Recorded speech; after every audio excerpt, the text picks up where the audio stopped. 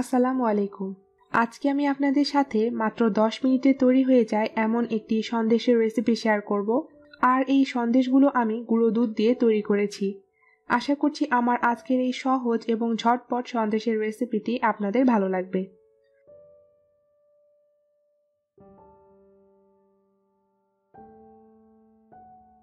এর জন্য প্রথমে একটি কড়াইতে আমি প্রায় 2 টেবিল চামচের মতো ঘি দিয়ে দিব। ঘিটা ভালোমতো গলে গেলে এতে অ্যাড করে দিব 3/4 কাপ তরল দুধ। এখানে 3/4 কাপ মানে 1 কাপের 4 ভাগের 3 ভাগ। চুলার জালটা আমি জ্বালিয়ে দিয়েছি এবং চুলার জালটাকে একদম মিডিয়াম লো হিটে রেখেছি। এরপর এতে অ্যাড করে দিব 2 কাপ গুঁড়া দুধ। দুধটা অল্প অল্প করে বারে বারে মেশাতে হবে। একেবারে সব দুধ দিয়ে দিলে এগুলো দলা বেঁধে যাবে। এবং চুলার জালটাকে অবশ্যই মিডিয়াম লো হিটে রাখবেন, নইলে গুঁড়া দুধগুলো দলা বেঁধে যাবে। দুধটা মেশানো হয়ে গেলে এতে দিয়ে দিব 1/2 কাপ চিনি।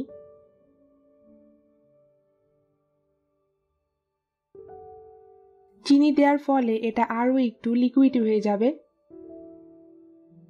সন্দেশের মিশ্রণটা অনবরত নাড়তে থাকতে হবে, নইলে তলায় পোড়া লেগে যাবে।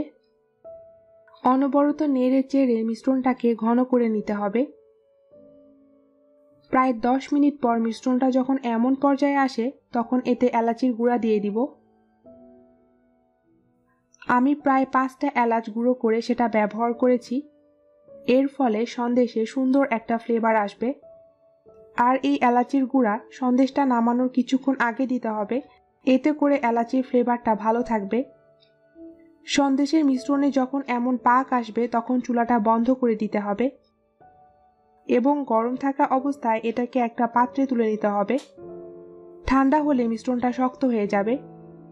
আমি এখানে একটি কেক মোল্ড নিয়েছি এবং এই মোল্ডে ঘি মেখে নিয়েছি। এতে করে সন্দেশগুলো কাটার পর তুলে নিতে সুবিধা হবে। সন্দেশের মিশ্রণটাকে একটা স্প্যাচুলা দিয়ে সমান করে নিব।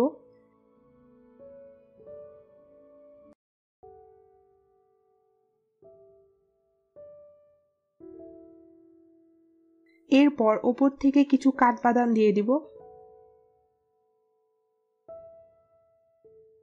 এই কাঠবাদামের ব্যবহারটা অপশনাল, আপনারা চাইলে নাও ব্যবহার করতে পারেন।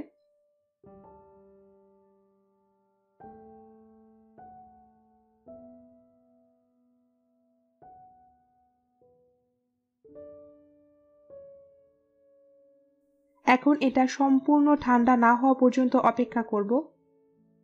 ঠান্ডা হলে সন্দেশটা সেট হয়ে আরও একটু শক্ত হয়ে যাবে। সন্দেশগুলো ঠান্ডা হয়ে গেছে, এখন এটা আমি কেটে নিব।